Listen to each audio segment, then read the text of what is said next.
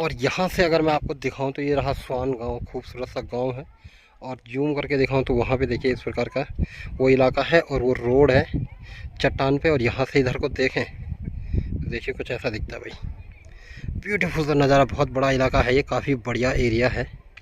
और इधर को देखें तो कुछ ऐसा दिखता है, ऊपर एक स्कूल है। और यहाँ पे देखें कुछ ऐसा दिखता है।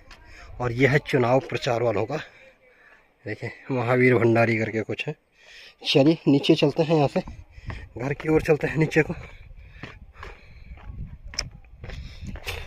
यहाँ से नीचे चलते हैं और भी आपको मैं आगे चीज़ें दिखाऊंगा।